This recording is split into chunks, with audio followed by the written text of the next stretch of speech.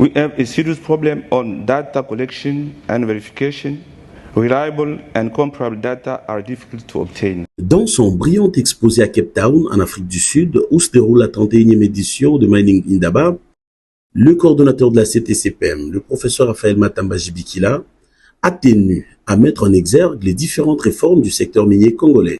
Après avoir évoqué la problématique de la relocalisation des sites miniers comme une des mesures prises par le gouvernement congolais pour une gestion responsable de l'environnement, il a ensuite souligné la place de choix accordée aux communautés locales par la réglementation du secteur minier congolais. Les mines doivent d'abord bénéficier aux locaux, a-t-il ajouté.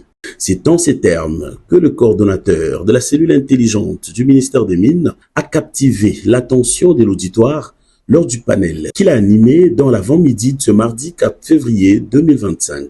Il s'agissait de savoir si le code et les règlements miniers de la RDC prend en compte les aspects liés aux principes ESG comme on les appelle, dans les principes environnementaux, sociaux et de bonne gouvernance.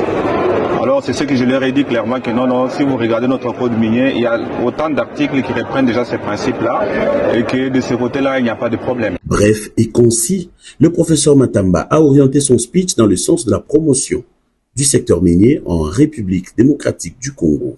En 2018, notre code minier a été révisité avec comme motivation, entre autres, s'aligner sur le principe ESG, expression de la réaffirmation du gouvernement congolais des responsabilités sociétales et environnementales. Quand nous venons ici, ce n'est pas seulement pour assister, mais c'est pour intervenir, donner le point de vue du gouvernement, montrer que nous travaillons et qu'on peut aider et qu'on peut aussi intervenir sur des plateformes internationales et donner notre point de vue. Il est impérieux de rappeler qu'en RDC, les compagnies minières ont l'obligation d'intégrer dans leur cahier des charges les aspects environnementaux et sociaux avant de lancer toute activité, a précisé le professeur avant d'énumérer quelques mesures coercitives en cas de non-respect de cette disposition. La plateforme était bonne pour leur dire que le problème qu'il y a en RDC, ce n'est pas le manque de principes ESG ou quoi que ce soit, mais le problème qu'il y a, c'est la réputation de la RDC beaucoup plus souillée par la guerre qui est menée à l'Est. Alors, j'ai parlé du 3TG, donc le tungstène, les tantales et la cassitérite en fait. Voilà. Donc si vous les amenez là-bas, les grandes compagnies européennes qui ont de la technologie, la guerre va s'arrêter. Parce que je ne vois pas des créateurs qui vont aller envahir ces compagnies-là.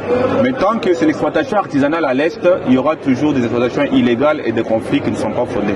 Alors c'est ce que je l'ai dit, mais je l'ai dit quand même aussi indirectement là-bas en répondant, je leur ai dit que non. D'ailleurs au Katanga, on a le cuivre et le cobalt, on n'a pas besoin d'appliquer la due diligence de l'OCDE. Pourquoi? Parce que déjà là, il y a beaucoup de grandes compagnies industrielles qui respectent les normes. Après un jeu de questions-réponses, les participants ont dit être heureux d'avoir participé à ces riches moments d'échange. Encore une fois, la RDC à l'honneur.